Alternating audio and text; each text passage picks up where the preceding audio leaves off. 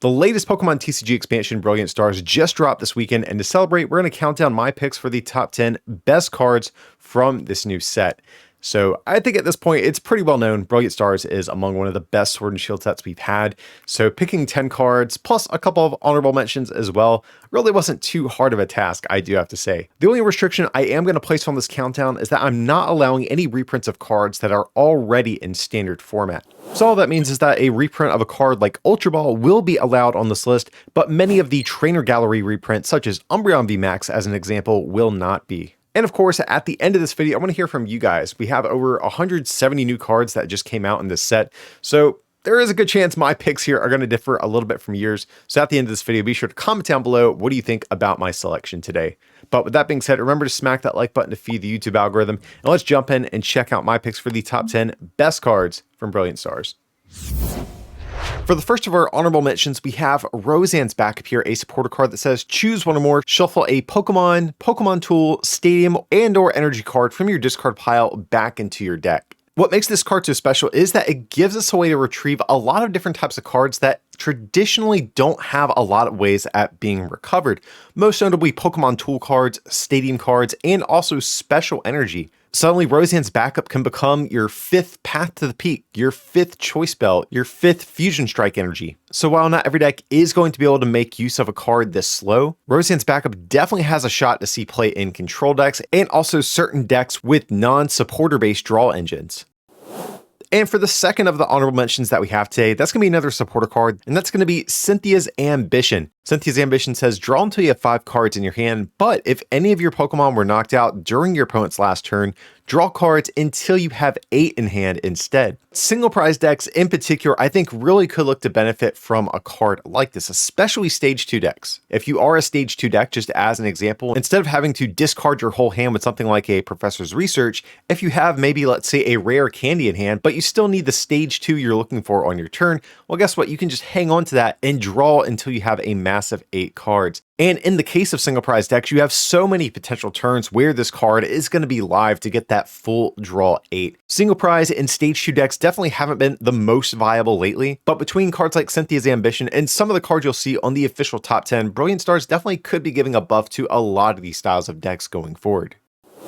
So kicking off the countdown at the number 10 spot, we have Collapsed Stadium. As you can imagine, this is a new Stadium card, and it says each player can't have more than 4 bench Pokemon, but if a player has 5 or more, they discard until they have 4 on the bench, and the player who plays the card discards first. And if there's another effect that changes the number of bench Pokemon allowed, use the smaller number. You can use Collapsed Stadium in a number of different ways. You can use this as like a pseudo healing card where you discard damaged Pokemon from your bench, or you can play it more for the disruption that it inflicts on your opponent. Decks like Eternatus VMAX or Mew VMAX absolutely loathe seeing a card like this, as they are very reliant on having a full bench. And in terms of yourself as a player, like I mentioned, you can use this to discard damaged Pokemon, but also certain decks like Mad Party or the new Wormadam that like Pokemon in the discard pile, you can even use this in a way that fuels your attacks. Cards like this in the past, such as Parallel City, have been very impactful Stadium cards for their time, and Collapsed Stadium looks to do a good job at carrying that torch going forward.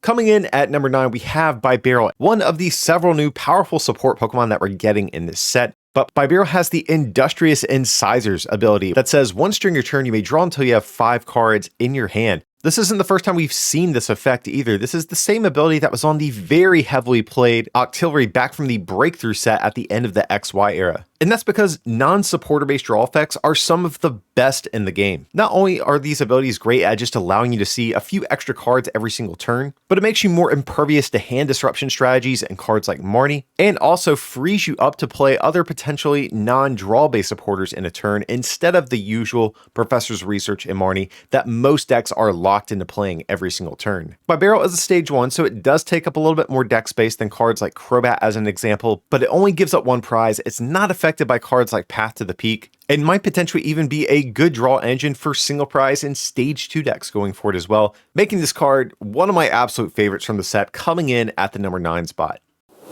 So next up at the number 8 spot, I am admittedly going to cheat a little bit, but I think these cards all kind of share the same role, generally speaking, and that's going to be the new fire attackers that we're getting in the set, kind of led by Entei V, and to a lesser extent Moltres, and then beyond that Charizard VSTAR as well. Ever since the rotation of Welder Fire Pokemon have really struggled to be a force to be reckoned with, but because of another card that we are going to see on this countdown and these new attackers, Fire definitely could look to be a type that needs to be taken seriously once again. And NTV here is a good example of this. This is basically just a Fire version of the very powerful and heavily played Suicune V that we already have in the format. But in this case, Entei does have a different weakness, a little bit more HP, and also doesn't require you to play a supporter card for your energy acceleration. So because of cards, most notably like Entei V and Moltres, I think Fire Pokemon are once again going to be back in the conversation.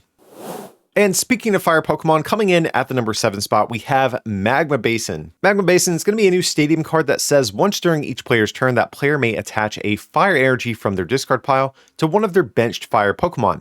And if a player does do this, they do put 2 damage counters on that Pokemon. While this energy acceleration is not as strong as something like Welder that attaches multiple energies, Magma Basin is going to be the lifeblood of fire decks going forward, especially ones that only attack for up to 2 energy at a time. So of course we can play this with all of the new fire Pokemon that we're getting in Brilliant Stars, but also some existing ones in the format such as Victini V Max, the Charizard from Vivid Voltage, or even my homie Cinderace pack from Sword and Shield are going to love a card like this entering the format, and is going to be the reason we potentially might see fire Pokemon reassert themselves as viable decks again going forward. Next up at number 6, we have Manaphy, which is debatably going to be the savior of single prize decks now that we have Brilliant Stars in the format. And that's because of this ability that says prevent all damage done to your bench Pokemon by attacks from your opponent's Pokemon. And the reason this is so impactful is because prior to Brilliant Stars, we saw decks like Rapid Strike Urshifu V Max and Jolteon V Max just wreaking havoc on people's benches. And if you are a single prize or a stage 2 deck, typically your deck needs several turns to get set up before you really start putting on a lot of pressure. And in that time period, decks like Jolteon or Rapid Strike can just decimate your bench and prevent you from getting going. Manaphy is set to change that, and it's going to be one of the key cards that could allow single prize decks to actually get back into the game and break up what has been such a multi-prize dominated format up until this point. Coming in at the number 5 spot, we have Double Turbo Energy. So while we do have Twin Energy that also provides 2 colors of energy at a time, this one is not limited to just single prize Pokemon, but instead reduces your damage by 20 while it's attached to a Pokemon. And honestly, I think that's going to be a very small price to pay for the benefit that it gives so many different decks. So of course, Arceus VSTAR is going to be the big partner that's probably going to see the most use with Double Turbo Energy. And in that case, the 20 reduction doesn't usually end up mattering too much. If you're taking Arceus's damage from 200 down to 180, well, guess what? That doesn't really change your math. And also certain single prize decks out there like Durant or Mad Party are just grateful to once again finally have enough energy cards to be able to make their decks function. So while yes, technically this is a weaker card than something like Double Colorless Energy of the past, too many decks out there want this style of effect, making it clock in here at the number 5 spot. Next up at number 4, we have another support Pokemon that is going to be Lumineon V. And Lumineon V has climbed up this high on the countdown because of this ability. Whenever you play this Pokemon from your hand onto your bench during your turn, you may search your deck for a supporter card, reveal it, and put it into your hand, then shuffle your deck. Effectively, every Quick Ball in your deck or every Ultra Ball in your deck now gives you an out to finding any supporter card that you might be running. So not only does this make cards like Professor's Research and Marnie a little bit easier to find, but also this is massive for supporter cards that you want to run in low quantities or cards that you might want on specific turns, with cards like Raihan or Cheryl maybe being good examples of this. Cards like Path to the Peak will shut down Lumineon, but that's not going to be enough to stop this card from seeing play. This is definitely, I think, one of the strongest abilities that we're going to have in the game, and absolutely is going to be a card that sees widespread play. Coming in at number 3, we have the mascot of the set itself, Arceus VSTAR. And there really are not enough good things to say about this card here. It's got 280 HP, making it the tankiest of all of the VSTAR Pokemon up until this point. Its Trinity Nova attack for 3 colorless energy does 200, and you search your deck for up to 3 basic energy cards and attach them to your Pokemon V in any way that you like. This attack is great. Being colorless allows you to power this thing up a number of different ways, and because this attack does not specify the types of energy cards, this is going to allow so many different decks forms of energy acceleration as long as they can fit in a couple copies of Arceus VSTAR. And then we still haven't even mentioned this absolutely insane ability Starbirth, which I think is probably the best VSTAR power that we currently currently have, because it allows you to search your deck for any 2 cards and put them into your hand, which is wild. I know Arceus is colorless and it doesn't hit anything for weakness as a result, but this card is just solid across the board, and its flexibility makes it really exciting to see what the community is going to wind up pairing this card with, making Arceus climb all the way up to the number 3 spot on this countdown today.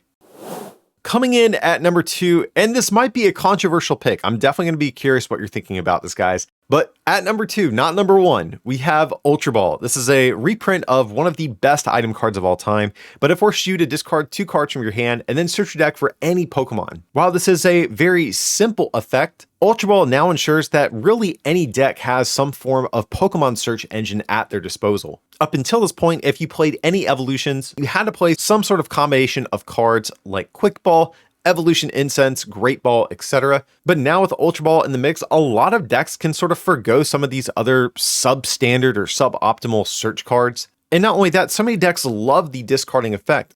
And I know a lot of people probably expected this to be my number 1 pick for the set, but the reason I've put Ultra Ball at number 2 is just because we have a great selection of Pokemon search cards up until this point already. If our selection of search cards was much more limited, like after the 2019 rotation, a card like Ultra Ball would easily have been my number 1 pick. I think Ultra Ball just sort of smooths out any minor consistency wrinkles that decks might have had, rather than being a card that takes decks from being unplayable to playable now, if that makes any sense. But nevertheless, I don't want to downplay how good this card is. Ultra Ball is one of the best item cards of all time for a reason and is absolutely going to see widespread play.